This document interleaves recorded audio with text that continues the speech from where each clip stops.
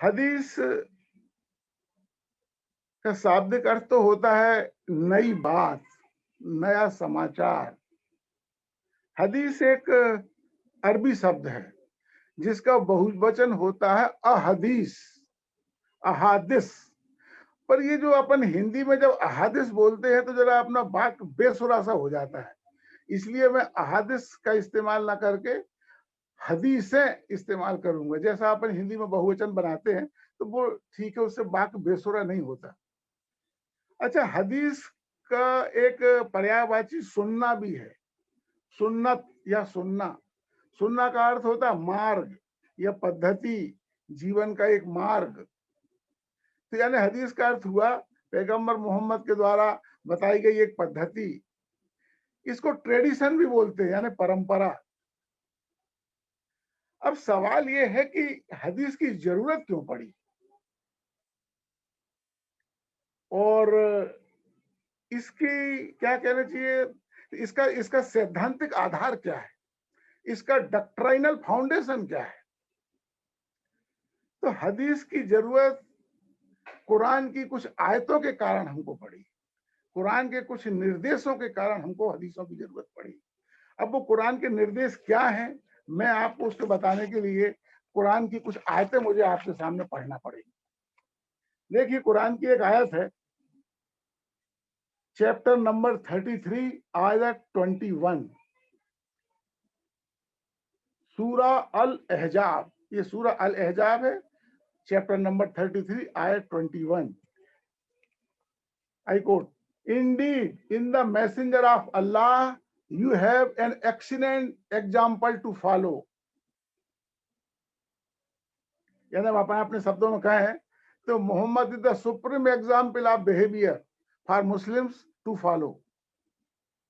अब यदि मुसलमानों को मोहम्मद को फॉलो करना है तो फिर आपको मोहम्मद की हर चीज मालूम होना चाहिए, तब तो आप फॉलो करोगे। अच्छा, यहाँ एक बात मैं बता दूं कि हम जब हिंदू बोलते हैं कि हमको भगवान राम के चरित्र का अनुकरण करना है तो उसका अर्थ अलग है, और जब यहाँ ये बोलते हैं कि मोहम्मद को फॉलो करना है तो इसका अर्थ बिल्कुल अलग है। हमारा मतलब ये है कि भगवान राम के जीवन से जो अच्छी अच्छी बातें हैं उनमें से कुछ बातों को अपने जीवन में लाना। जैसे कि भगवान राम अपने पिता की आज्ञा से वनवास चले गए, तो मतलब पिता की आज्ञा का पालन करना, एक ये हमारे लिए उन अनुकरण करनी बात है। हमको इस बात से ये अनुकरण नहीं करना, ना इसका पता लगाना कि भगवान राम सुबह उठ के दातून कैसे करते थे, या भगवान राम कपड़े कैसे पहनते थे, भगवान राम सिर में तेल डालते थे या नहीं। हम इन बातों से मतलब नहीं है।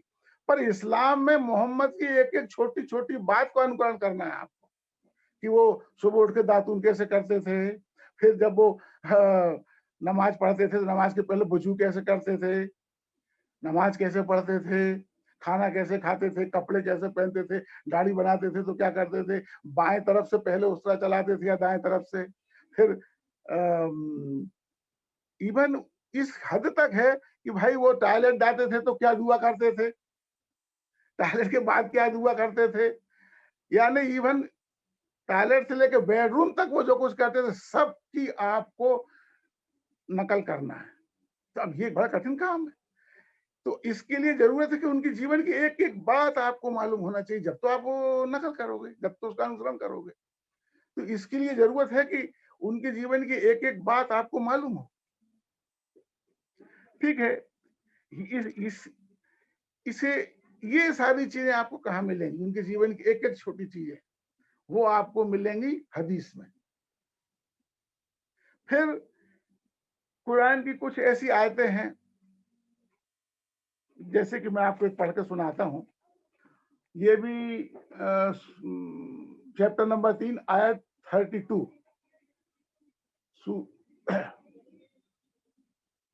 ए पैगंबर, इन लोगों से कह दो कि अल्लाह और उसके रसूल की आज्ञा का पालन करो। अल्लाह हुक्म ना मानने वालों को पसंद नहीं करता। अब ये आयत कहती है कि अल्लाह और उसके रसूल की आज्ञाओं का पालन करना है, जो नहीं करेगा तो अल्लाह इसको पसंद नहीं करेगा। अब सवाल ये है कि कुरान, अल्लाह के आदेश तो कुरान में है, पैगंबर के आदेश कहाँ है। याद रखिए, कुरान में अल्लाह के अलावा किसी का एक शब्द नहीं है। तो फिर अल्लाह के आदेश तो हमको कुरान में मिल गए, पर आयत तो कह रही है कि अल्लाह और उसके रसूल के आदेशों का पालन करना है। तो रसूल के आदेश कहाँ है? एक और आयत देखिए, एक ये भी चैप्टर 3 आयत 132, और अल्लाह और रसूल का कहना मानो ताकि तुम पर दया की जा सके। माने मुसलमानों से उम्मीद की जाती है कि वो अल्लाह और उसके रसूल के आज्ञा का पालन करें, और यदि करोगे तो अल्लाह की दया होगी आप पर। एक और आयत देखिए, चैप्टर 4 आयत नंबर 13, सूरा अन-निसा, चैप्टर 4 आयत नंबर 13, जो अल्लाह और उसके रसूल के हुक्म है उन पर चलोगे उनको अल्लाह बहिश्त की बागों की दाखिल करेगा। क्या कह रहे हैं कि जो अल्लाह और उसके रसूल के हुक्म पर चलेगा उसको अल्लाह बहिश्त के बागों में दाखिल करेगा, जिनके नीचे नहरें बह रही हैं, वह उनमें हमेशा रहेगा।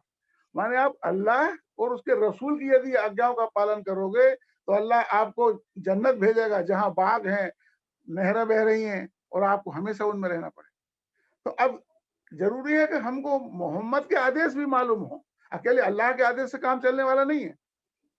अच्छा, अब एक आयत देखिए जिसमें एक और चीज बताई गई है, जो कुछ रसूल तुम्हें दे दे वह ले लो। ये है आयत चैप्टर नंबर 59 आयत 7, चैप्टर नंबर 59 आयत नंबर 7, जो कुछ रसूल तुम्हें दे दे वह ले लो, और जिस चीज को वह तुमको रोक दे उससे रुक जाओ। अल्लाह से डरो, अल्लाह कठोर और सजा देने वाला है। माने आयत कहती है कि जो कुछ रसूल तुमको दे दे, देखिए आप रसूल माने पैगंबर मोहम्मद, तो जो कुछ पैगंबर मोहम्मद तुमको दे दे उसको ले लो, और जो कुछ रोक दे उससे रुक जाओ। इसका अर्थ क्या है कि पैगंबर जिस चीज को तुमको अलाउ करे, माने जो चीज तुम्हारे लिए हलाल हो वो तुम करो, और जो चीज तुम्हारे लिए हलाल हो हराम हो उसको मत करो। तो अब पैगंबर ने किस चीज को अलाउ किया है, माने किस चीज को लाफुल किया है, किस चीज को अनलाफुल किया है, ये कहाँ मिलेगा? ये भी हमको हदीस में मिलेगा। ये क्योंकि कुरान अल्लाह किस चीज को लाफुल कर रहा है और अल्लाफुल कर रहा है वो तो कुरान में है, रसूल किस चीज को कर रहा है वो हदीस में मिलेगा। एक अंतिम आयत में आपको पढ़ के सुनाऊंगा, जो आयत बहुत महत्वपूर्ण है। वो क्योंकि पिछले 1400 सालों से तुम्हारे मुसलमान लोग इसी आयत से गवर्न हो रहे हैं। मुसलमानों का बिहेवियर पैटर्न समझना है, इस आयत को हमेशा ख्याल में रखिए। इस आयत से आपको आज भी मुसलमान कोई व्यवहार क्यों कर रहे हैं आपको समझ में आ जाएगा। देखिए ये बड़ी महत्वपूर्ण आयत है। ये चैप्टर नंबर 33 आयत नंबर 36, मैं फिर रिपीट कर रहा हूं क्योंकि बहुत इंपॉर्टेंट आयत है, आप नोट करें इसे। चैप्टर 33 आयत 36, किसी ईमान वाले मर्द और किसी ईमान वाली औरत को यह हक नहीं है कि जब अल्लाह और उनका रसूल किसी मामले में फैसला कर दे तो फिर उसे अपने उस मामले में खुद फैसला करने का अधिकार बाकी रहे। ईमान वाले माने मुसलमान, सीधी सच्ची बात। तो क्या कह रही है आयत? किसी मुसलमान मर्द या मुसलमान औरत को यह हक नहीं है कि जिस मामले में अल्लाह ने उसके रसूल ने कुछ फैसला कर दिया है उसमें कोई रद्दो बदल करे वो। अब आप समझ सकते हैं कि यदि कुरान में लिखा है कि एक मुसलमान 4 शादियां कर सकता है, तो अब मुसलमान इससे इनकार नहीं कर सकता, इससे हट नहीं सकता, मानो वो इसको मान नहीं कर सकता, इसमें कोई रद्दो बदल नहीं कर सकता। जो लोग कहते हैं ना कि भाई कि रिफॉर्म, तो रिफॉर्म की आड़ में रास्ते में सबसे बड़ी ये आयत है, किसी ईमान वाले मर्द और किसी ईमान वाली औरत को यह हक नहीं है कि वह जब अल्लाह और उनका रसूल किसी मामले में फैसला कर दे तो फिर उसे अपने उस मामले में खुद फैसला करने का अधिकार बाकी रहे। अब उसे कोई अधिकार नहीं है इसको बदलने का। तो रसूल ने भी जो आदेश दे दिए हैं या जो फैसले कर दिए हैं उनमें भी तुम्हें रद्दो बदल करने का हक नहीं है। ये वो आयत है जिससे पिछले 1400 साल से करोड़ों मुसलमान गवर्न होते हैं। इसीलिए आप देखिए किसी भी बात को जिसको कितने भी ढंग से आप जस्टिफाई कर लो, वो उस बात को कभी मानने को तैयार नहीं होते। क्यों? कि वो तो ये देखते हैं कि अल्लाह और उसके रसूल का आदेश क्या है, उसमें इनको हक ही नहीं है कोई बदलने का। ये कुरान की आयत है, ये कोई मुल्ला और मौलवी नहीं बोल रहा है, ये कुरान में अल्लाह बोल रहा है। तो जब मुसलमान लोग किसी भी चेंज को या किसी भी रिफॉर्म से रजिस्ट करते हैं, तो वो मौलवियों को दोष देना बेकार है, अल्लाह खुद बोल रहा है उनसे। लोग बोलते हैं ना कि अल्लाह का इस्लाम, मुल्ला का इस्लाम, अरे ये अल्लाह का इस्लाम है, कुरान, कुरान ही तो अल्लाह का इस्लाम है, क्योंकि वो अल्लाह का शब्द है।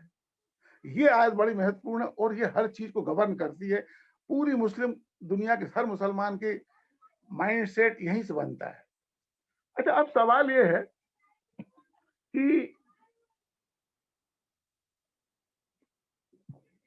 जब तक पैगंबर रहे तब तक तो लोग वो जैसा कोई भी काम जैसा करते थे उसको देख के करते रहते थे, या लोगों से पूछ लेते भाई पैगंबर कैसा कर रहे हैं। उनको कुछ पूछना होता था तो पैगंबर से आके पूछ लेते थे।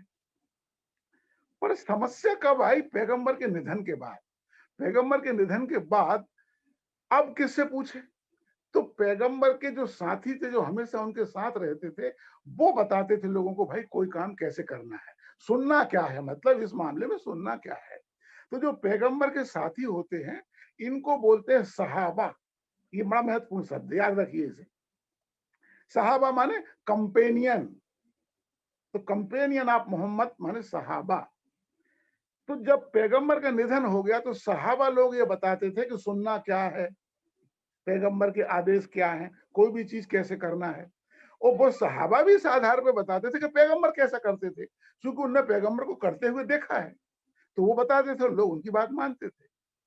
फिर जब सहाबाओं का भी निधन हो गया, आखिर कोई अमर तो है नहीं, तो फिर उनके शिष्य लोग बताते थे लोगों को कि सुनना क्या है, कोई चीज कैसे करना है।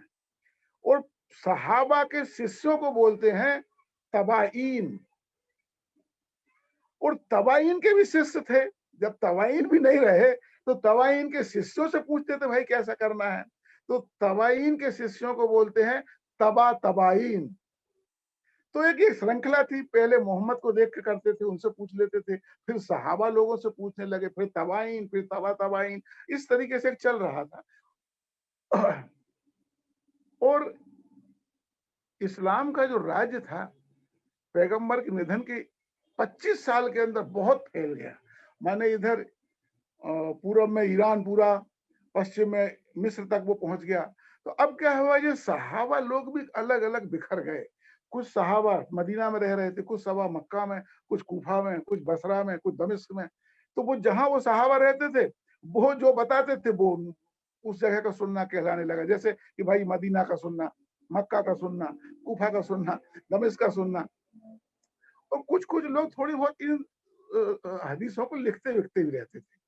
पर समस्या कब आई कि इस दौरान पैगंबर के निधन के बाद और खासतौर से सहाबाओं के निधन के बाद नकली हदीसें चलना शुरू हो गई, स्पूरियस हदीस प्रचलन में आ गई। अब ये कि क्यों आई स्पूरियस हदीस प्रचलन में, क्यों आई? स्पूरियस हदीस प्रचलन में इसलिए आई कि जब इस्लाम का राज इतना विस्तृत हो गया तो पैगंबर की साख आसमान को छूने लगी, यानी उसका तो वो भगवान जैसा दर्जा हो गया इस्लाम में। तो लोग अपने आप को पैगंबर से कैसे न कैसे जोड़ना चाहते थे, मतलब अपने पूर्वजों का।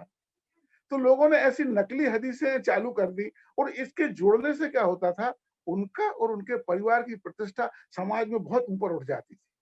जैसे कोई एक ऐसी हदीस चल जाए कि साहब मेरे दादा पैगंबर के साथ बद्र की लड़ाई में थे, तो समझ लो मेरा परिवार बड़ा सम्मानजनक हो जाए। ये एक समाज में थी बात। तो ऐसे बहुत से लोगों ने हदीसें जाली, नकली हदीसें चला दी। एक कारण ये था नकली हदीसों का।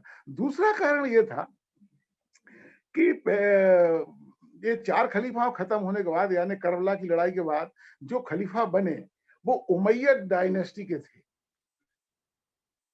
और जैसा कि मैंने पैगंबर की जीवनी के टाइम पे आपको बताया है, उमैयद लोग शुरू में, उमैयदों का जो आदि पुरुष था, मैंने सबसे प्रधान आदमी था अबू सुफियान, वो मोहम्मद पैगंबर का जानी दुश्मन था। सारे जीवन वो पैगंबर के, मक्का बैत तक वो पैगंबर के खिलाफ लड़ता रहा। तो उस दौरान क्या था कि चूंकि वो दुश्मन था तो पैगंबर ने बहुत सी बातें उसके विरुद्ध बोली थी और उनके साहब लोगों ने बहुत सी विरुद्ध बोलते थे। तो अब उसी अबू सुफियान का लड़का खलीफा था, तो वो हदीसें चल रही थी जिसमें उनके बाप की बदनामी होती थी। तो इन लोगों ने मुआवियाओं ने क्या शुरू किया, नकली हदीसें चलवाना शुरू करी, जिसमें थोड़ी-सी अपने दाता बाप की इमेज थोड़ी सुधर जाए या वो उतना द्वेष ना रहे। तो बहुत सारी मुआविया लोगों को देखते हुए बहुत से हदीस लेखकों ने नकली हदीसें चलाना शुरू कर दी। ये हदीस लोग जो लिखते हैं उनको बोलते हैं मुहद्दिस, उनको मुहद्दिस बोलते हैं। तो बहुत से ऐसे मुहद्दिस हो गए जो ऐसा चलाने लगे, जो थोड़ा-सा अबू सुफियान या उनके बारे में अच्छी इमेज बनाने की कोशिश करने लगे। और तीसरा कारण ये था कि जब देखिए सैद्धांतिक बात हमेशा एक होती है, जब कोई सत्ता संभाल लेता है, तो फिर उसको बहुत से काम करना पड़ते हैं और उन कामों को जस्टिफाई भी करना पड़ता है। तो अब ये उमैयद वंश के लोग जो कुछ भी काम करते थे, मान लो वो इस्लाम के अनुसार नहीं है, अब फिर भी उनको जस्टिफाई करना है, तो वो एक हदीस चलवा देते थे। एक हदीस चलवा देते थे और यदि एक हदीस चल गई, तो फिर उसका जवाब किसी के पास नहीं है। हदीस से ही बड़ी समस्याएं उस जमाने में हल हो जाती थी। तो भाई पैगंबर का आदेश है, आपको मानना पड़ेगा। यानी पैगंबर के निधन के बाद जब पहला खलीफा कौन होगा इसका फैसला होना था, तो अंसार लोग ये कह रहे थे कि भाई हमने तुमको शरण दी है, तुम हमारे कारण इस्लाम फैला, तो हमारे में से कोई आदमी खलीफा बनेगा। पर अबू बकर ने ये कहा कि पैगंबर की एक हदीस है, पैगंबर ने कह दिया है कि इस्लाम का खलीफा कुरैश से ही होगा।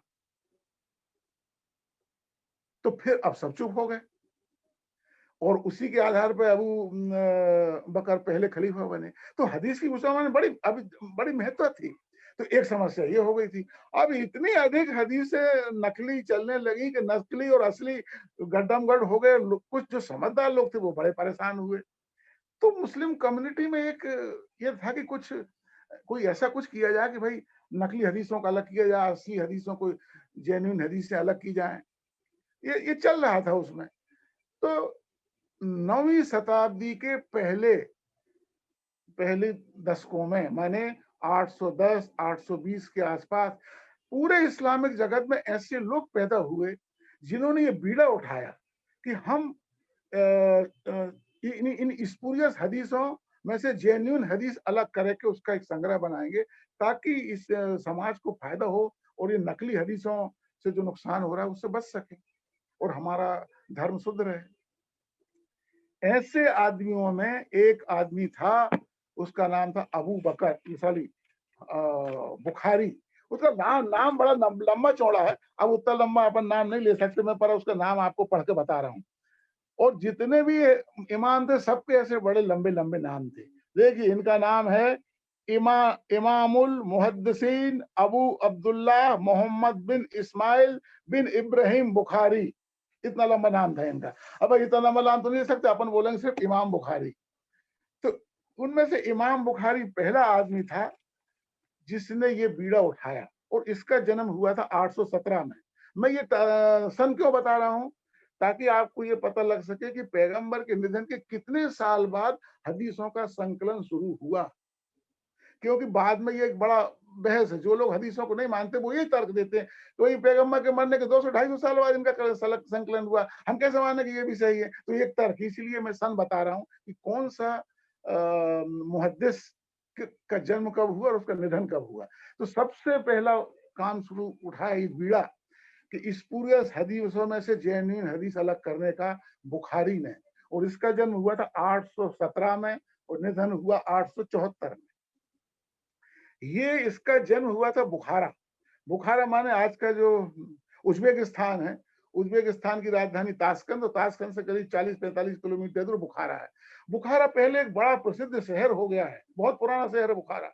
और यहाँ पे उस जमाने में पहले बौद्ध धर्म बहुत फैला हुआ था, बड़े-बड़े बौद्ध मठ थे यहाँ पे। यानी जो फाहियान और हिंदुस्तान हिंदुस्तान आए थे तो वाया बुखारा होते हुए आए थे, माने सिंकियांग, सिंकियांग से बुखारा, बुखारा से काबुल, काबुल होते हुए हिंदुस्तान आए थे। तो उन्होंने अपने यात्रा वर्णनों में बुखारा का वर्णन किया कि यहाँ बौद्ध धर्म बहुत फल फूल रहा है, बड़े बड़े मठ हैं। तो बुखारा एक बड़ी प्राचीन स्थिति थी।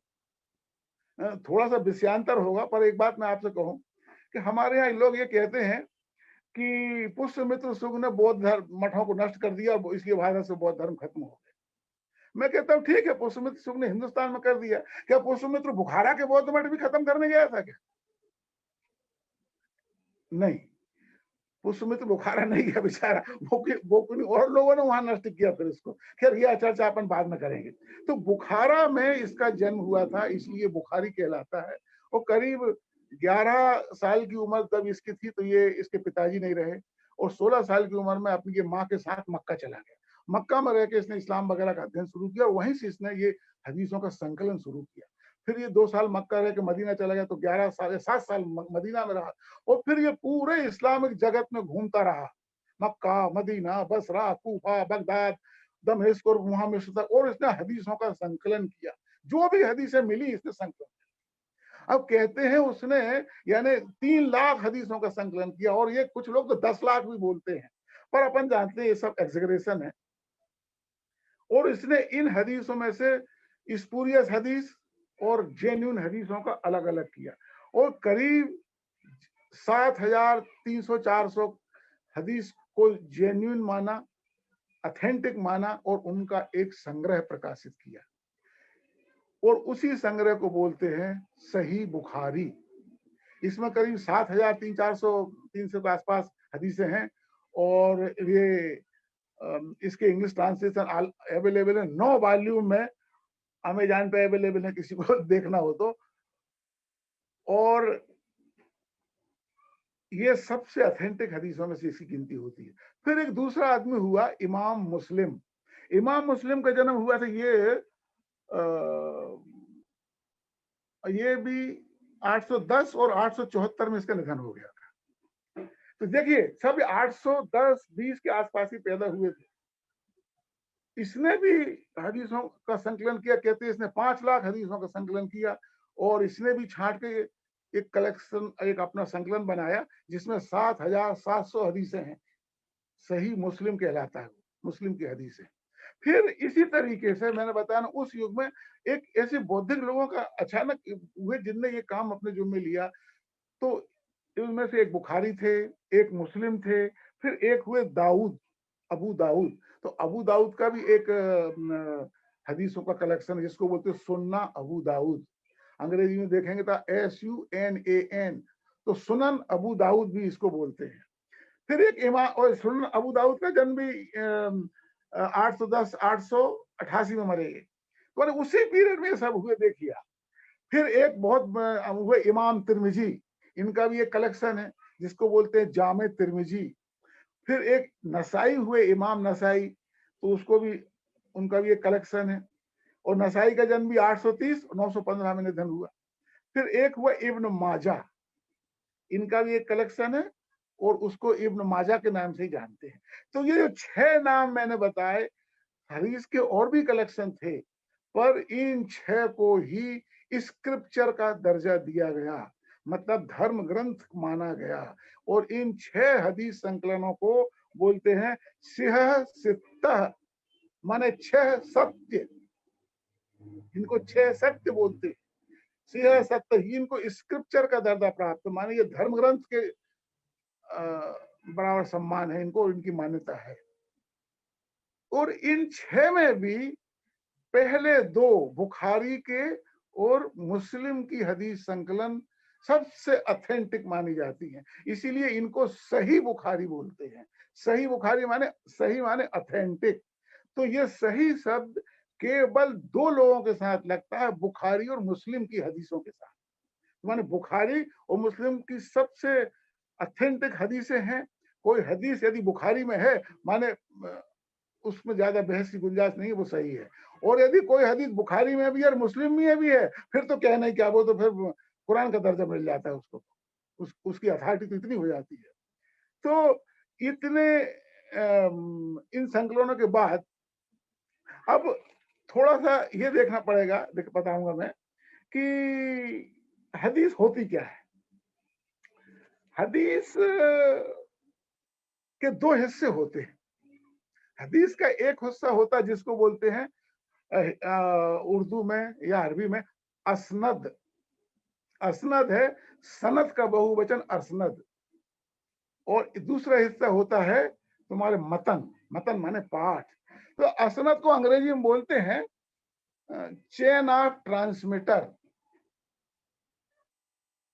और मतन मीन्स उसका पार्ट। तो एक तरह ये चेन ऑफ ट्रांसमीटर क्या है? हदीस की शर्त ये है कि उसका उद्गम, उसकी शुरुआत किसी सहाबा के नाम से होना चाहिए। माने ये हदीस किसी सहाबा से चली है। तो अब मान लीजिए कि वो आयशा से चली है, आयशा पैगंबर की पत्नी का नाम था, तो आयशा से चली है वो हदीस, उसका उद्गम आयशा है, ओरिजिन आयशा है। तो आयशा ने मान लीजिए ए को बताई वो हदीस, ए ने बी को बताई, बी ने सी को बताई, सी ने डी को बताई, इस तरीके से वो इमाम बुखारी तक पहुंची। तो ये जो Ayesha A B C D, ये चेन ऑफ ट्रांसमीटर कहलाते हैं। इन्हीं को बोलते हैं असनद, इस श्रृंखला को बोलेंगे असनद। और फिर ये चेन के बाद जो एक्चुअल कहानी है, जो बात है, उसको बोलते हैं मतन, माने पाठ। वो है हदीस का सही पाठ। तो अब यही वो चीज आती है कि आप ये पूछ सकते हैं कि भाई बुखारी ने या मुस्लिम ने 5 लाख हदीसों में से ऑथेंटिक हदीस 7,000 कैसे निकाली? तो देखिए ये एक बड़ी भारी क्या कहना चाहिए, एक विद्या है इस्लामिक जगत में, जो बरसों सीखते हैं इन मदरसों में। तो मैं बहुत ज्यादा नहीं जानता उसके बारे में, पर मैं मोटी तौर से आपको बताऊंगा कि ये जो चेन होती है, वो इस चेन में देखते हैं कि कहीं कोई कमजोर कड़ी तो नहीं है, कोई ऐसा व्यक्ति तो नहीं था जिसकी ख्याति ठीक ना हो, जिसकी प्रतिष्ठा ठीक ना हो, और यदि है तो वो हदीस कमजोर हदीस मानी जाएगी, वीक हदीस मानी जाएगी। तो इस तरीके से इन लोगों ने इस सिस्टम से, और भी उसकी टेक्नोलॉजी है, इन्होंने इन हदीसों को इनको अलग किया। ये बड़ा वैसा काम है, अभी भी एक पूरा क्या कहना चाहिए हदीस विज्ञान है, और मुसलमानों की उसमें बड़ी इज्जत होती, वो बोल देते हैं ये वीक हदीस है स्ट्रांग हदीस है। इस तरीके से ये इसके दो वो होते हैं हिस्से। अब जो हदीसों का संग्रह है, ये कुरान की तुलना में काफी काफी ठीक ठाक चीज है। मतलब कि इसमें जितनी भी ये हदीसें हैं, 7,000, 7,000, 7,500, ये बराबर विषय वाइज संकलित की गई है। एक और अध्याय है उनके, एक अध्याय मान लो हदीस संग्रह का है जिहाद, तो उसमें सिर्फ जिहाद जिहाद की हदीसें ही आपको मिलेंगी। तो इससे सहूलियत क्या होती है कि अपने को देखना है कि भाई हदीस जिहाद के बारे में हदीस क्या कहती है, तो सीधा वो टॉपिक निकालो और आप पढ़ लो। एक चीज। दूसरी चीज क्या है, इन सारी हदीसों की हदीस मुस्लिम में भी और हदीस सही बुखारी में भी नंबरिंग दी है हदीसों की, तो आपको ढूंढने में बहुत सरलता हो जाती है। और खासतौर से अब ये जो इंटरनेट चल गया है, तो अब तो 1 सेकंड में हदीस आपको सामने आ जाती है। मान लीजिए कि सही मुस्लिम की हदीस 1220 आपको देखना है, तो वो हदीस आप नेट पे जाइए और सिर्फ इतना लिख दिए सही मुस्लिम हदीस नंबर 1220, खटाक से वो हदीस आ जाएगी, आप पढ़ लीजिए। ये बड़ी सहूलियत हो गई है। तो ये कब काम आती है, मान लीजिए आप कोई गंभीर लेख पढ़ रहे हैं या कहीं डिबेट पढ़ रहे हैं, तो या वो अपने जो कुछ वो बोल रहा है कोई पक्ष, और उसके समर्थन में वो कोई हदीस कोट कर रहा है, तो वो बराबर कोट करेगा सही मुस्लिम 320, मतलब सही मुस्लिम की 320वीं हदीस। तो अब आप यदि वेरीफाई करना चाहते हो कि सही बोल रहा है कि नहीं, तो आप खटाक से वो हदीस पढ़ लो, आपको हदीस मिल जाएगी। इसी तरीके से बुखारी का भी है, पर बुखारी की नंबरिंग में थोड़ी समस्या है। अब वो क्यों है वो मैं बाद में बताता हूँ। अब क्या हुआ कि आप देखिए 7,000, 7,500 हदीसें हैं, इनके 9-9, 10-10 वॉल्यूम हैं, इनको कोई भी किसी को पढ़ना बड़ा कठिन है और इवन खरीदना ही कठिन है। तो लोगों ने क्या किया कि इनको एवरेज्ड कर दिया, और एवरेज में क्या किया कि जो इसनद थी उनको सॉर्ट कर दिया। मतलब सिर्फ ओरिजिनल सोर्स है उसका नाम मिलेगा, और जो बीच की चेन है, जो ट्रांसमीटर है बहुत सारे, उनको हटा दिया। तो वो ठीक है, क्यों कि हमको क्या मालूम उनके कौन कौन से नाम, ये कौन लोग थे, सादा सामान्य लोगों के काम की वो चेन नहीं है। तो चेन हटा दी तो कुछ कम हो वैल्यू। दूसरी हदीसों में एक दोष ये था कि रिपीटेशन बहुत था, एक ही बात को यदि 10 तरह, मतलब है क्या एक ही घटना है, तो 10 सोर्स हो सकते हैं उसके। उसी घटना को आयशा ने बताया, उसी घटना को अली ने बताया, उसी को तुम्हारे उमर ने बताया, तो अब वो इतनी सारी हदीसें हो गई। तो इन लोगों ने क्या किया, जो हदीस रिपीट हुई उन हदीसों को एक ही रख दिया, उनको रिपीटेड हदीस बाहर कर दी। तो अब एक बहुत संक्षिप्त संस्करण इनके उपलब्ध हो गए और उनमें हदीस करीब करीब पूरी है, तो किसी उसकी शंका नहीं है। तो अब जो हदीस आपको उपलब्ध है वो ऐसे संस्करण उसमें उपलब्ध है और उनमें लिखा रहता है कि ये संक्षिप्त है। जैसे कि देखिए ये हदीस है मुख्तसर सही बुखारी। तो मुख्तसर का मतलब होता है एवरेज। तो ये इस टाइप के अब एवरेज हो गए हैं, पर इनमें हदीस पूरी है करीब करीब। सिर्फ दिक्कत क्या है कि वो चेन ऑफ ट्रांसमीटर उन्होंने काट दी और जो रिपीटेशन थे वो खत्म कर दिए। इसी तरीके देखिए ये सही बुखारी का एवरेज संस्करण है, ये मुख्तसर समराइज्ड सही बुखारी लिखा हुआ है, समराइज्ड सही बुखारी। माने इस इनमें क्या किया है उन्होंने, ये चेन ऑफ रिमीटर्स तो वो खत्म कर दी। तो अब इनको देखना और पढ़ना बड़ा सरल हो गया। अदरवाइज 9 वॉल्यूम में देखा तो और रखना खरीदना बड़ा मुश्किल था। खैर ये तो इसका वो हुआ। अब मैं आपको बताऊंगा कि हदीस कलेक्शन में क्या क्या आता है। मैं आपको एक हदीस का सही, मैं मुस्लिम की हदीस को थोड़ा प्रेफर इसलिए करता हूँ 2 कारणों से, कि इसकी नंबरिंग बहुत अच्छी है। सही बुखारी की जो हदीसें हैं उनकी नंबरिंग में क्या 2-3 किस्म की नंबरिंग चलती है, तो फिर उसमें दिक्कत जाती है। अपन जब उसको उसमें वेरीफाई करते हैं इंटरनेट पे जाके, तो वो इंटरनेट पे नंबरिंग कुछ और है, इन किताब में कुछ और नंबर दिए तो गड़बड़ होती है। वैसे बुखारी की बहुत ऑथेंटिक है और वो भी सही है। तो मैं आपको बुखारी और मुस्लिम से ही कंसल्ट करूंगा। बाकी के जितनी जो हदीस है वो तो ना भाई मैंने देखी और ना उतने मैं जरूरी समझता। ये ही पर्याप्त हैं और ये सबसे ऑथेंटिक है। हाँ, पर बहुत आपको यदि बड़ा स्कॉलर बनना है इस्लाम का या बड़ी बड़ी डिबेटों में उलझना है या बहुत सी चीजें हैं, तो फिर आप वो हदीसें भी करो। उन हदीसों की उतनी महत्ता है।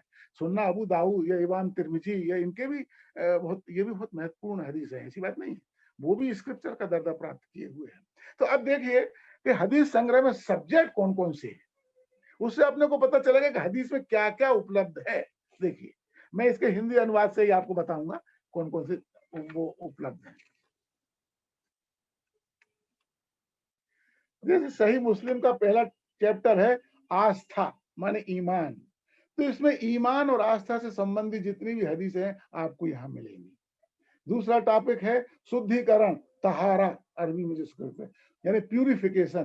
तो प्यूरिफिकेशन का मतलब क्या है कि आप उसे नमाज पढ़ने के, जैसे अपन कहते हैं ना पूजा करने के पहले स्नान करो, अपने यहाँ भी है, तो यहाँ भी है नमाज पढ़ने के पहले आपको अपने शुद्धिकरण करना है। तो उसके संबंधी हजारों हदीसें हैं शुद्धिकरण की, तो वो इसमें आपको मिलेंगी।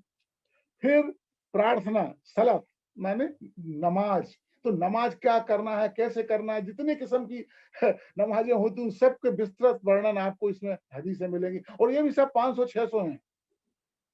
फिर उसके बाद जकात, जकात माने दान, दान करना। तो जकात के संबंधी जो हदीसें हैं वो जकात वाले टॉपिक में मिलेंगी। फिर उसके बाद है तुम्हारे हज और रोजा, रोजे रखना और हज, इसके संबंधी जितनी हदीसें इसमें मिलेंगी। अब मैं सिर्फ आपको टॉपिक पढ़ूंगा, देखिए आप अंदाजा लगा लीजिए कि हदीस में कौन कौन से सब्जेक्ट कवर करती है ये। उसके बाद विवाह और तलाक, अल निकाह अल तलाक, व्यापारिक सौदे, विरासत, भेंट उपहार, वसीयतें, प्रतिज्ञा और कस्में।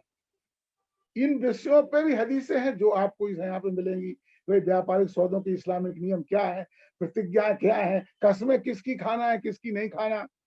फिर उसके बाद अपराध और दंड विधान, माने इसमें क्राइम और पनिशमेंट, जूरिस्प्रूडेंस की आपको सब चीजें मिलेंगी। फिर मजहबी युद्ध यानी जिहाद।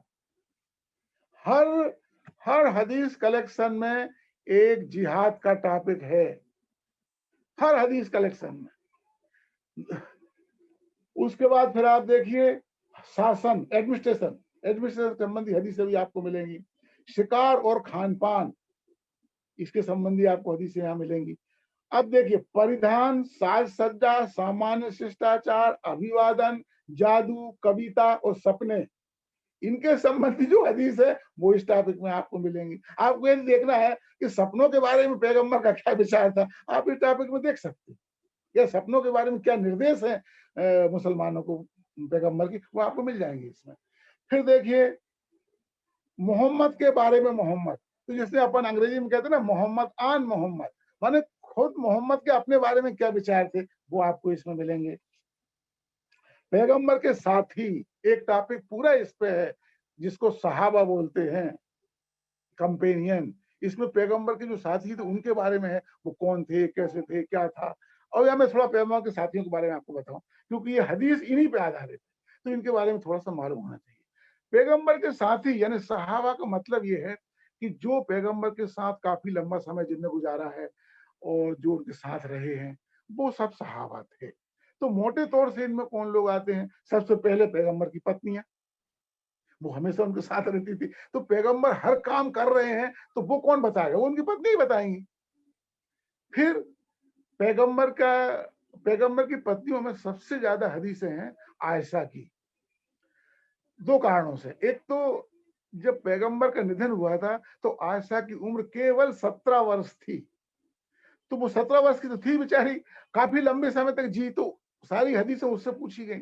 और दूसरी वो उनकी सबसे चहेती पत्नी थी, और दूसरी वो बहुत तेज महिला थी। मैंने वो मैंने आपको लड़ाइयों में सुना था, वो खुद ऊंट पर बैठ कर लड़ने गई थी जंग यमल में, बैटल ऑफ कैमल में।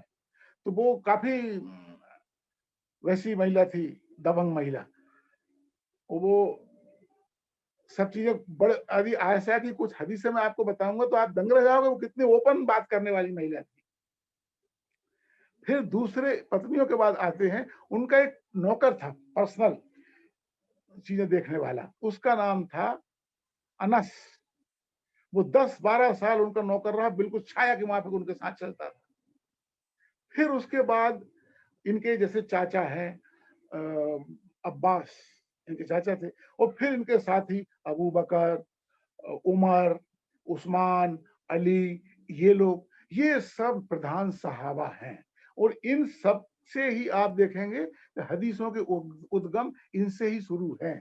अब एक आदमी और आता है जो ना तो इनका रिश्तेदार था, ना ही कोई बड़ा योद्धा था, और ना वो मक्का के कुरैश खानदान का था, वो एक अंसार था, माने मदीना का।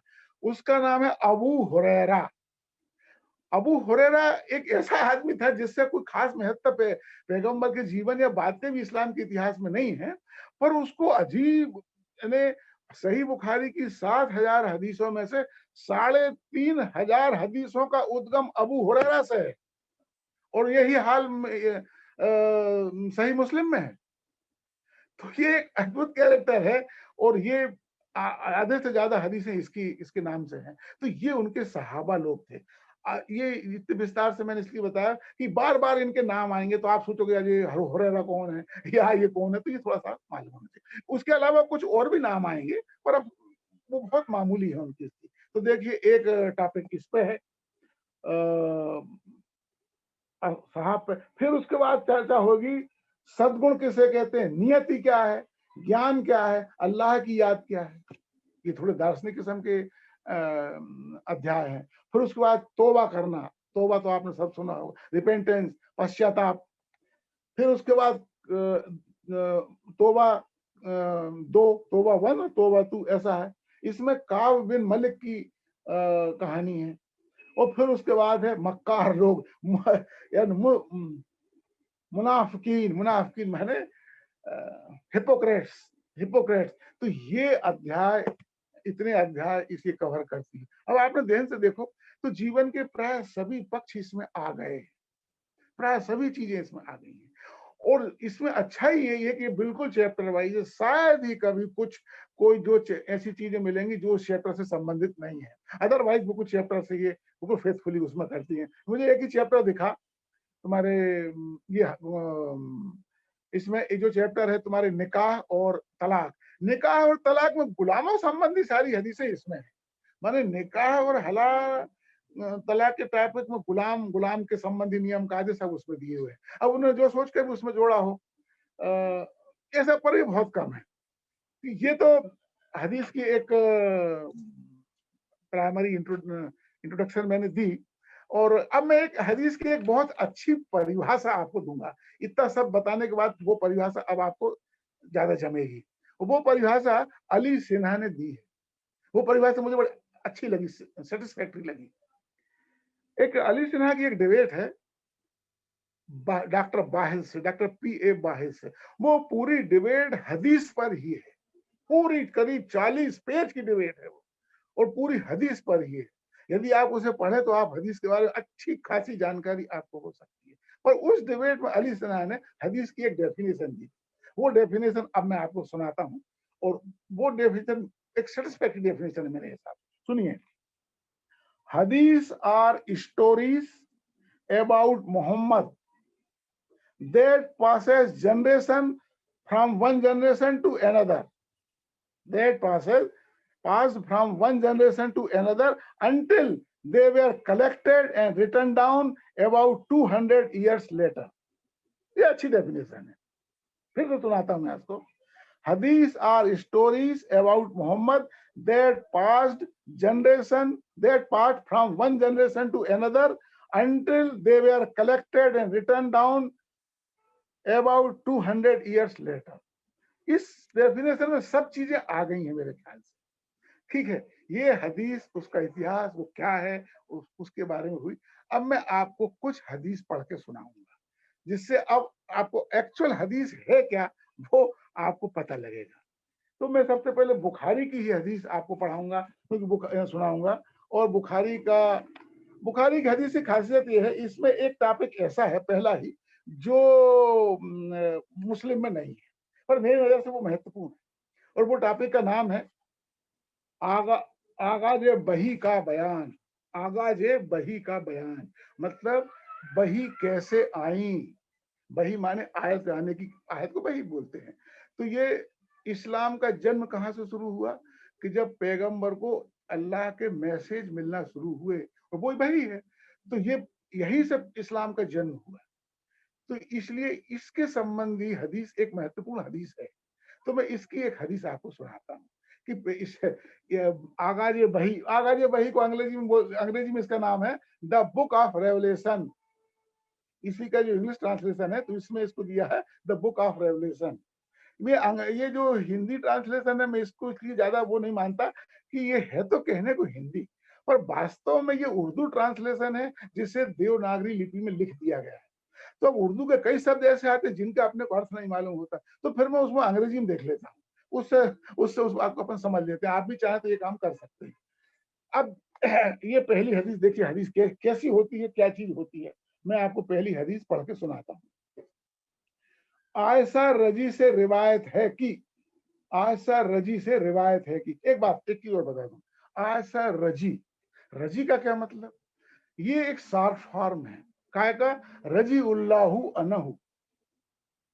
इसका अर्थ होता है आप पर अल्लाह की कृपा रहे। तो याद रखिए, इस्लाम की एक परंपरा है, और कोई मुसलमान कभी इससे चूकता नहीं है कि जब कभी किसी सहाबा का नाम लोगे तो हमेशा उसके साथ रजी लगाओगे। मतलब ये बोलोगे रजी उल्लाहु अनहु, माने अल्लाह की इन पर कृपा बनी रहे। ये ये एक बिल्कुल अकाट नियम है।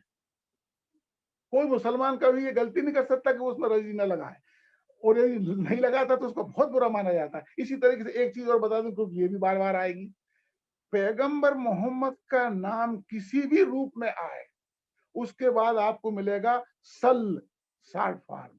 सल का शॉर्ट फॉर्म है सल्लल्लाहु अलैहि वसल्लम, जिसका अर्थ होता है पीस बी अपॉन हिम। अल्लाह, अब पीस बी अपॉन हिम से आप समझ गए होंगे। तो यदि अंग्रेजी में आप पढ़ोगे तो कोष्टक में शॉर्ट में PHUB लिखा रहता है, मतलब पीस बी अपॉन हिम। ये बिल्कुल अकाट नियम है, कोई मुसलमान कभी ये लगाने से भूल नहीं सकता। यदि अपने को दिक्कत क्या है कि अपनी ऐसी आदत नहीं है, तो जब अपन ये साहित्य पढ़ते हैं इस्लामिक, तो यदि एक पेज में 10 बार मोहम्मद का नाम आया तो वो 10 बार सल्लल्लाहु अलैहि वसल्लम लगाते हैं। अपने को बड़ी बोरियत होने लगती है इसको पढ़ के, क्योंकि अपनी आदत नहीं है और ना अपनी श्रद्धा है इतनी। तो पर ये मालूम होना चाहिए, क्योंकि जब मैं हदीस से पढ़ूंगा तो ये बार बार आएगा, तो आप समझो ये क्या चीज है। तो ये है मोहम्मद के नाम के आगे सल्लल्लाहु अलैहि वसल्लम, और हर सहाबा के आगे रजी अल्लाहु अन्हु, यानी रजी शब्द लगाना बिल्कुल है, नहीं तो बेअदबी है ये। ठीक है, अब आप एक हदीस सुनिए। आयशा रजी से रिवायत है कि हारिस बिन हिसाम रजी, ये हारिस बिन हिसाम भी पैगंबर के पास था, तो ये भी रजी हो गया। हारिस बिन हिसाम ने रसूलुल्लाह सल्लल्लाहु अलैहि वसल्लम से पूछा, ए अल्लाह के रसूल, आप पर वही कैसे आती है? तो रसूलुल्लाह सल्लल्लाहु अलैहि वसल्लम ने इरशाद फरमाया, कभी तो वही आने की हालत घंटी की टन की तरह होती है और यह हालत मुझ पर बहुत भारी गुजरती है। फिर जब फरिश्ते का पैगाम मुझे याद हो जाता है तो यह बंद हो जाती है, और कभी फरिश्ता इंसानी शक्ल में मेरे पास आकर मुझसे बात करता है और जो कुछ वह कहता है मैं उसे याद कर लेता हूं। ये एक हदीस हुई। अब इसके अभी हदीस थोड़ी सी और है। आयशा रजी का बयान है कि मैंने सख्त गर्मी के दिनों में रसूलुल्लाह सल्लल्लाहु अलैहि वसल्लम को देखा कि जब वही आती तो उसके बंद होने पर उनकी पेशानी पर पसीना फूट पड़ता था। अब देखिए, ये जो हदीस आपने सुनी, इससे कुल मिला के दृश्य कैसा बनता है कि पैगंबर मोहम्मद बैठे हुए हैं, उनके बगल में आयशा जी भी बैठी हुई, और भी बहुत से लोग होंगे। ये हदीसों का रिपीटेशन क्यों हुआ? इसीलिए हुआ कि जब ये आदमी पूछने आया होगा तो बहुत से लोग बैठे होंगे। हो सकता हजरत उमर भी बैठे हों, अली भी बैठे हों, और भी कोई बैठा हो, तो ये हदीस सबने सुनाई लोगों को। तो इसके ओरिजिन ऐसा भी हो सकता है, अली भी हो सकता है, कोई हो सकता है, तो वो हदीस तो पर वही है, तो वो रिपीट हो गई। तो अब कुल मिला के दृश्य क्या बनता है कि पैगंबर साहब बैठे हुए हैं, उनकी बेगम आयशा ही बैठी हूँ। एक आदमी हारिस बिन हिसाम आया, उसने पूछा कि हे अल्लाह के रसूल, तुम पे जब वही कैसे आती थी? क्योंकि ये था तो बड़ा मजेदार सवाल, क्योंकि इनका दावा था कि अल्लाह मेरे को मैसेज भेजता है। लोग जानना चाहते थे यार कैसे भेजता है वो मैसेज। तब ये बताते हैं कि भाई कभी कभी तो ऐसा होता है कि घंटी की आवाज आती है और मेरे वो आयत सुना जब तक याद नहीं हो जाती वो घंटी बजती रहती है। और कभी ऐसा होता है कि वो जो जिब्राइल फरिश्ता खुद मनुष्य के रूप में आके और मुझे सुनाता है, तो जब तक सुनाता है जब तक याद नहीं हो जाती। अब आयशा बोलती है, यहाँ तो हदीस खत्म हो जाती, फिर आयशा बोलती है, इसमें एक बार बोलते हैं जब ये घंटी बजती है तो ये स्थिति मेरे पे बहुत भारी पड़ती है। तो आयशा ये कंफर्म कर रही है कि जब हदीस इनके पे आयत आती थी और जब आयत खत्म हो जाती थी तो इनके पेशानी पे पसीना छा जाता था। मतलब वो कह रही कि हाँ इनको बहुत भारी पड़ती थी। ये पसीना आना भारी पड़ने की निशानी। ये एक हदीस है। इसमें देखिए हदीस के सब तत्व हैं। ये ओरिजिन कहाँ से हुई है? आयशा से। आयशा उनकी पत्नी थी, माने पक्की सहाबा थी। और ये एक हरिस बिन हरिस हिसाम पूछने वाला है, पैगंबर जवाब देने वाले हैं। और इस तरीके से अब मैं एक और हदीस आपको सुनाऊंगा जो इसी के संबंधित है। क्यों कि आप यदि पैगंबर मोहम्मद की जीवनियां सुनेंगे तो वहां पे ये चीज बार बार आपको पढ़ने को मिलेगी। देखिए ये हदीस भी हाँ आयशा रजी से रिवायत है, ये भी इसका ओरिजिन भी आयशा ही है। ये हदीस सुनिए थोड़ा। एक रोज जबकि आप हीरा में थे, इतने में आपके पास हक आ गया। हक माने ट्रुथ। जब पैगंबर की कहानी में आपको सुना रहा था तो मैंने बताया था कि ये हीरा नाम की एक गुफा में बैठ के ध्यान किया करते थे। तो जब ध्यान करते करते जब उन पे पहली बार वही आई तो उसका वर्णन ये इसमें किया गया। देखिए क्या क्या वर्णन है। एक रोज जबकि आप हीरा में थे, इतने में आपके पास हक आ गया, माने सत्य आ गया, और एक फरिश्ते ने आवाज आकर आपसे कहा, पढ़ो। आपने फरमाया, मैं पढ़ा हुआ नहीं हूं। इस पर फरिश्ते ने मुझे पकड़कर खूब दबाया, यहां तक कि मेरी ताकतें बर्दाश्त जवाब देने लगी।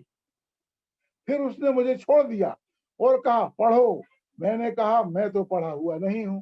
उसने दोबारा मुझे पकड़कर दबोचा, यहां तक कि मेरी ताकत बर्दाश्त से बाहर हो गई। फिर छोड़कर कहा, पढ़ो। मैंने फिर कहा कि मैं पढ़ा हुआ नहीं हूं। उसने तीसरी बार मुझे पकड़कर दबाया, फिर छोड़कर कहा, पढ़ो। अपने रब के नाम से जिसने पैदा किया, जिसने इंसान के खून के लोथड़े से पैदा किया, और तुम्हारा रब तो निहायत करीम है। रसूलुल्लाह सल्लल्लाहु अलैहि वसल्लम इन आयतों को लेकर वापस अपने और आपका दिल धड़क रहा था। वापस आए और आपका दिल धड़क रहा है। ये वो हदीस है जहां ये जो बताती है कि पैगंबर को जब आयतें आना शुरू हुई तो क्या हुआ।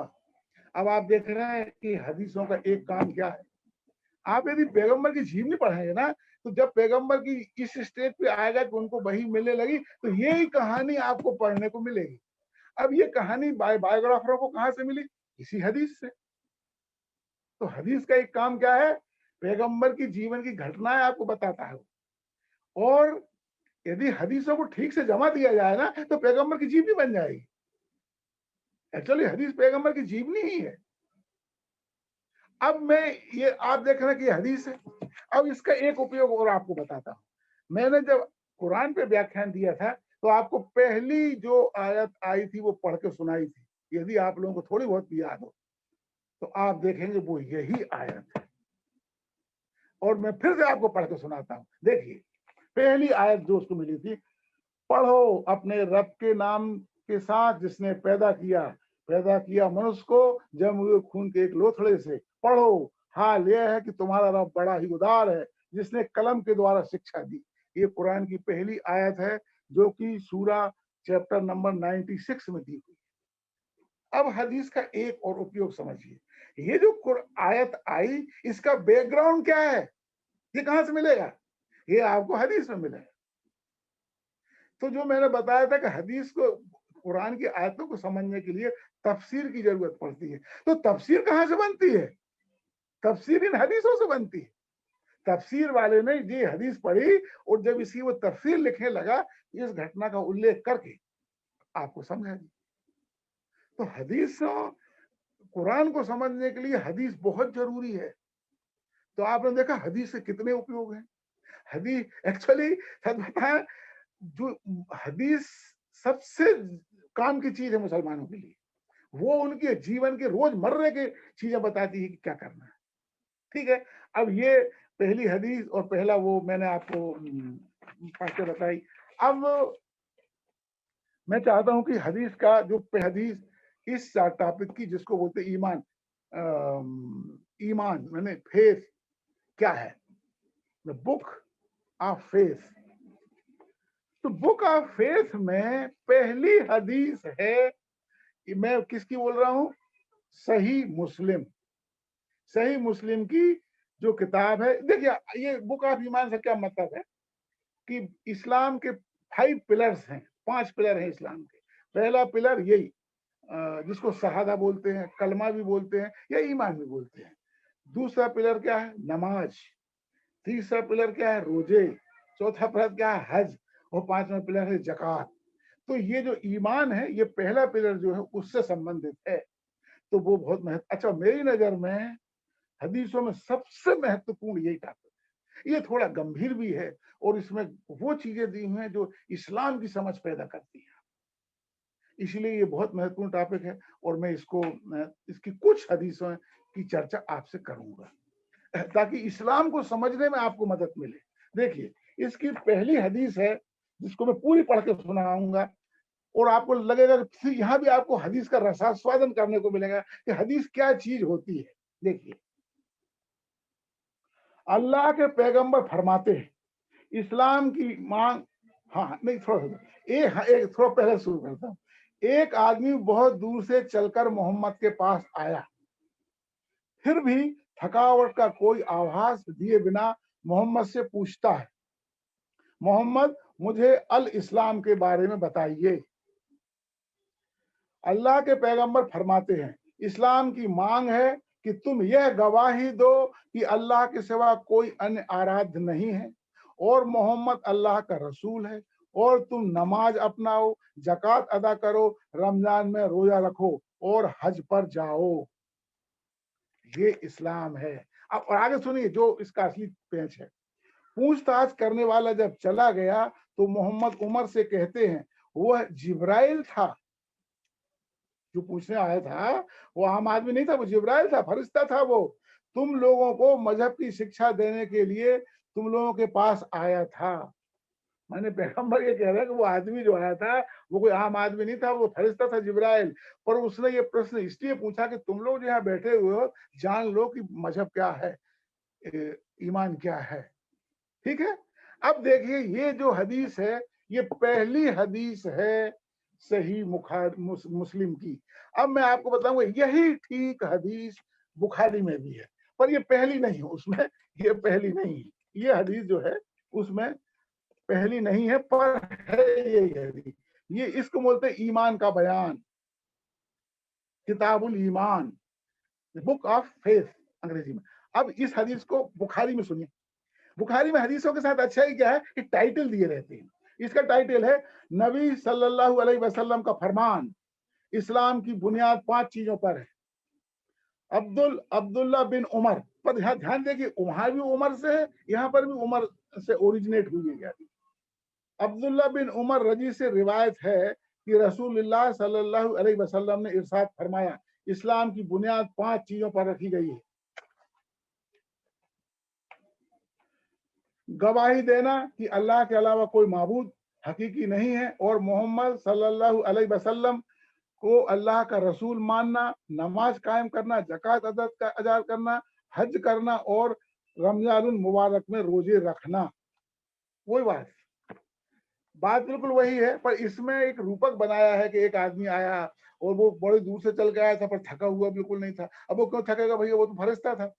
इसमें इस ढंग से का हदीस यही है। तो आप समझ लीजिए ये दोनों हदीसों में ये हदीस दी, मतलब ये ब्रह्म वाक्य हो गया। पर जो मैं क्या कहना चाहता हूं, ये बात मैंने कुरान पे व्याख्यान देते हुए भी आपसे कही थी कि इस्लाम में सबसे महत्वपूर्ण क्या है, अल्लाह के अलावा कोई आराध्य नहीं, ला इलाहा इल्लल्लाह। ये ईमान का भी पहला हिस्सा है। बस इसको कैसे कहा गया कि मैं गवाही देता हूं, ये इसमें जोड़ा गया है। माने ये एक्चुअली यही साहदा है। जब जैसे आप लोग जब किसी आदमी को मुसलमान बनाते हैं तो उसको यही बोलते हैं, तो ऐसा बोल कि मैं गवाही देता हूं कि अल्लाह के अलावा कोई माबूद नहीं है। मुसलमान लोग उसको ऐसा बोलते हैं, मैं बिल्कुल उनके शब्दों में बता रहा हूँ, मैं गवाही देता हूं कि नहीं है कोई माबूद सिवा अल्लाह के, क्योंकि उनको मदरसे में ठीक ऐसे ही रटाया गया है।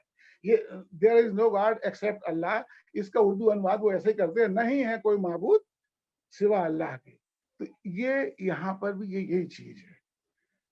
अच्छा, अब इसमें बहुत सारी हदीसें हैं, तो बाकी हदीसों में क्या है ईमान वाले में, बाकी हदीसों में फिर एक एक चीज जोड़ते जाते हैं कि ये भी ईमान का हिस्सा है, ये भी ईमान का हिस्सा है। जैसे फिर आएगा कि जिहाद, जिहाद भी ईमान का हिस्सा है, ज़कात भी ईमान का हिस्सा है। पर इसमें एक बहुत महत्वपूर्ण चीज है जो मैं आपको सुनाना चाहता हूँ, जो आज भी प्रभावित कर रही है, रोज प्रभावित कर रही है लोगों को। वो क्या है ईमान का हिस्सा, ये मैं सही बुखारी में से पहले सुनाऊंगा, ये मुस्लिम में भी है, दोनों में है बिल्कुल, इसलिए ये पक्की चीज है। सल्लल्लाहु अलैहि वसल्लम से मोहब्बत ईमान का हिस्सा है। सल्लल्लाहु अलैहि वसल्लम से मोहब्बत ईमान का हिस्सा है। अभी तो बताइए ईमान की परिभाषा क्या है कि मैं गवाही देता हूं, मगर अब 5 चीजें हैं। और उसके अलावा आगे की हदीसों में बहुत सी बातों के अलावा एक जो मैं आपको महत्वपूर्ण बता रहा हूं वो ये है कि सल्लल्लाहु अलैहि वसल्लम से मोहब्बत ईमान का हिस्सा है। अब इस पूरी हदीस को सुनी, छोटी सी है। अबू हुरैरा रजी से रिवायत है, देखिए अबू हुरैरा आ गया ना। अबू हुरैरा रजी से रिवायत है कि सल्लल्लाहु अलैहि वसल्लम ने फरमाया, मुझे कसम है उस अल्लाह की जिसके हाथ में मेरी जान है, तुम में से कोई आदमी मोमिन नहीं हो सकता, मोमिन माने मुसलमान, तुम में से कोई आदमी मुसलमान नहीं हो सकता जब तक उसको मेरी मोहब्बत अपने बाप और औलाद से ज्यादा ना हो जाए। आपने सुना, आप मुसलमान जब तक नहीं माने जाओगे जब तक आप पैगंबर मोहम्मद को अपने बाप और बेटे से भी ज्यादा प्यार ना करो। ये ईमान का हिस्सा है, और ये कोई एक ही चलती फिरती बात नहीं है, ये ईमान का हिस्सा है। इसी हदीस को सही मुस्लिम में सुनिए आप, तुम में से कोई, इसमें एक एक शब्द और जोड़ दिया गया है, इसलिए मैं इसको पढ़ के सुना रहा हूं। मोहम्मद कहते, तुम में से कोई तब तक मुसलमान नहीं है जब तक कि मैं उसे अपने बच्चे और अपने पिता और सारी मानव जाति से अधिक प्यारा नहीं हो जाता। इस हदीस में मानव जाति जोड़ दिया। उसमें तो सिर्फ माँ और बाप था, बाप और बेटा था, इसमें बाप बेटे और मानव जाति में सबसे ज्यादा प्यारा मोहम्मद जब तक आपको नहीं होता तो आप मुसलमान नहीं हो। अब आपकी समझ में आया कि वो लड़के ने फ्रांस में अपने मास्टर की हत्या क्यों कर दी। ये उसको रटाया गया है बचपन से, तुमको माँ बाप से भी ज्यादा प्यारा होना चाहिए। और मैं आपको बताऊं, ये कोई सिर्फ कहने सुनने की बात नहीं, ये सिर्फ कहने सुनने की बात नहीं, इस्लाम का इतिहास ऐसी बातों से भरा पड़ा है, भरा पड़ा है।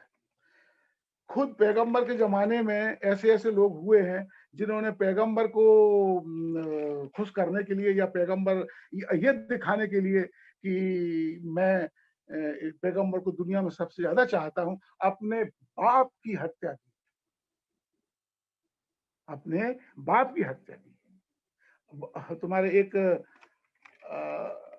था आदमी, बदर की लड़ाई में एक एक व्यक्ति था, मुझे उसका नाम याद नहीं आ रहा, उसने अपने हाथ से पैगंबर मोहम्मद अपने बाप की हत्या की थी अपनी तलवार से। और वो आदमी इस्लाम के इतिहास में एक अमर हो गया। लोग पैगंबर के प्रति वफादारी का जब उदाहरण देते हैं तो उसका उदाहरण देते हैं। जिस तरीके से अपन यदि किसी दानवीर व्यक्ति का उदाहरण देना चाहते तो अपन कर्ण का नाम लेते, है ना भाई। या किसी अच्छे विद्यार्थी जिसको जो अपने एम पे हमेशा नजर रखता हो तो अपन अर्जुन का कहते हैं, अर्जुन के जैसा निशाना होना चाहिए। इसी तरीके से मोहम्मद, मुसलमान लोग उस व्यक्ति का उदाहरण देते जिसने अपने बाप का कत्ल अपने हाथ से किया। और ये कोई अकेला उदाहरण नहीं, खुद हजरत उमर ने बदर की लड़ाई में अपने सगे मामा को अपने हाथ से मारा था। क्यों? कि शर्त यह है कि पैगंबर तुमको सबसे ज्यादा प्यारा होना चाहिए। और ये एक और सुनिए कैसा, एक पैगंबर, एक मदीना में एक कवि था काब बिन अशरफ। काब बिन अशरफ व्यंग कविताएं लिखा करता था, तो वो व्यंग कविता मोहम्मद का मजाक उड़ाया करता था। तो मोहम्मद काफी परेशान थे उससे, तो उन्होंने एक आदमी से कहा भाई कि मेरे को कौन इससे मुक्ति दिला सकता है। तो एक नैला नाम का एक आदमी तैयार हुआ और उसने जाके काब बिन अशरफ की हत्या कर दी। अब वो डिटेल नहीं बताऊंगा, मैंने पैगंबर की कहानी बताई उसकी। और अब ये बात यहाँ महत्वपूर्ण क्या, जब वो लौट के आया तो उसका जो बड़ा भाई था उसने उसको अच्छा ही लगा, क्योंकि वो काब बिन अशरफ इसका दोस्त था बचपन का, नैला का। तो उसने कहा यार तुमने उसकी हत्या नहीं की, वो तो अच्छा आदमी था, तुमने उसकी हत्या क्यों की यार। तो वो नैला क्या बोलता है जरा सुनिए ध्यान से। वो ये कहता है अपने बड़े भाई से, सगे बड़े भाई से, कि जिस आदमी ने मुझे काब की हत्या का हुक्म दिया था, यदि वो तुम्हारी हत्या का हुक्म देता तो मैं तुम्हारी भी हत्या कर देता। क्यों? दुनिया में सबसे ज्यादा मोहम्मद प्यारा होना चाहिए। ऐसी, और अभी 10-20 साल पुराना उदाहरण दे सकता हूं। एक साइट चलती है यूट्यूब पे, एक्स मुस्लिम स्पार्टकस। आप उस कहीं उसमें देखिए, वो अपनी वो इसने इस्लाम क्यों त्यागा, वो कहानी वो बताता है। उस कहानी में उसकी माँ ही उसकी सारी यातनाओं की जड़ हो जाती है। और वो क्यों होती है वो उसमें बताता है कि जब मेरी माँ को ये पता चला कि मैंने इस्लाम त्याग दिया, तो मेरी माँ ने अपने भाई को बताया, माँ ने स्पार्टकस की मामा को बताया।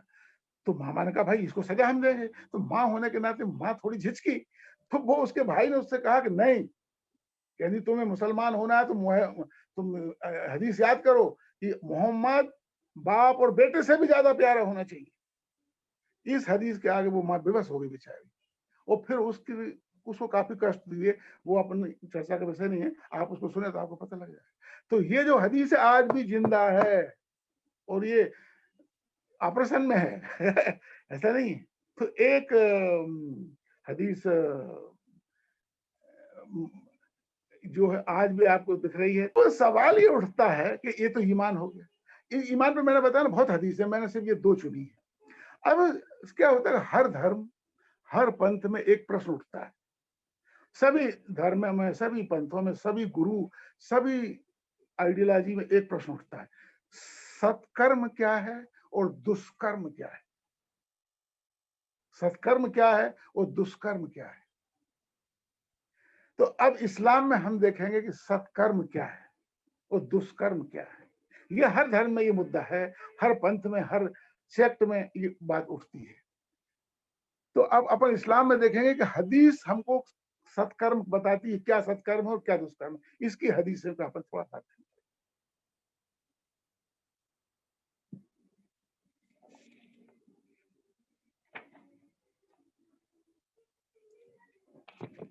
हदीस, मुस्लिम की एक हदीस है, वो मैं आपको सुनाता हूँ। देखिए उसमें आपको पता लगेगा कि सत्कर्म क्या है और दुष्कर्म क्या है। ये है सही मुस्लिम की हदीस 156। इसे नोट कर लीजिए। आप चाहें तो अपने नेट पे जाके सही मुस्लिम हदीस नंबर 156 डालेंगे तो ये खट से हदीस आ जाएगी। देखिए हदीस क्या कहती है। जब उनसे पूछा गया, माने पैगंबर मोहम्मद से, अल्लाह की नजर में कौन सा पाप विकटतम है, माने सबसे बड़ा पाप क्या है।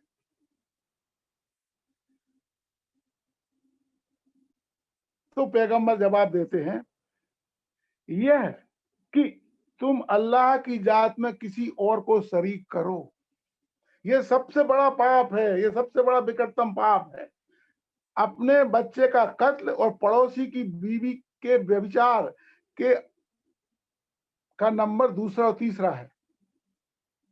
पहला पाप क्या है, अल्लाह के साथ किसी को एसोसिएट करना। दूसरा उससे विकट पर पाप कौन सा है, अपने बच्चे का कत्ल करना। तीसरा विकट पाप कौन सा है, अपने पड़ोसी की पत्नी से व्यभिचार करना। माने बच्चे की हत्या और पड़ोसी के व्यभिचार, ये इस बात की 2 नंबर पे आते हैं। पहला सबसे पाप क्या है, अल्लाह के साथ किसी को एसोसिएट करना, मतलब अल्लाह के अलावा किसी और को ईश्वर मानना, मतलब बहुदेववाद का पालन करना, मतलब पॉलीथीस्ट होना, मतलब हिंदू होना। हम हिंदू सब पॉलीथीस्ट हैं, इसमें कोई शक नहीं होना चाहिए आपको। आप हिंदू हो, जानते हो इस चीज को।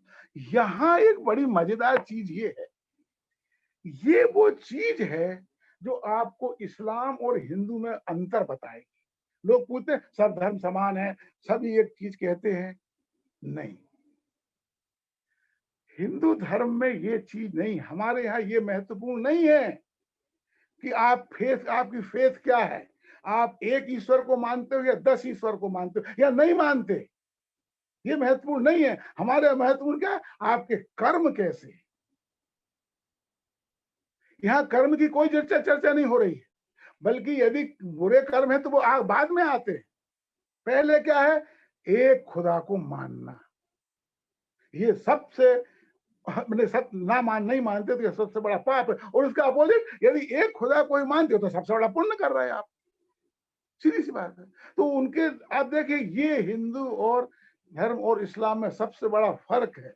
जो लोग ये कहते हैं कि इनमें क्या फर्क है, ये उनको बताओ कि ये हदीस उनको सुनाइए। एक दो हदीस, एक हदीस इसी की और सुनाता हूं आपको। ये बार बार क्यों सुना रहा हूं, ये हिंदू और इस्लाम धर्म का सबसे बड़ा अंतर है। अगरचे बहुत सारे अंतर है, अपना अभी वो विषय नहीं है, पर हदीस में ये आया है, इसलिए मैं आपको बता रहा हूँ। एक और हदीस सुनिए।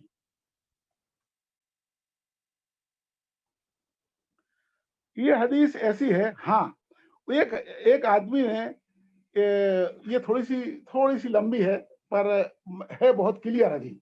इतनी साफ हदीस आपको नहीं मिलेगी। देखिए मैं उसको शुरू से पढ़ के सुनाता हूँ तो आपको वो हदीस समझ में आएगी। उदाहरण, अबू जर कोई नाम का एक व्यक्ति था जो इस हदीस को नरेट कर रहा है। मैंने नरेटर अबू जर है।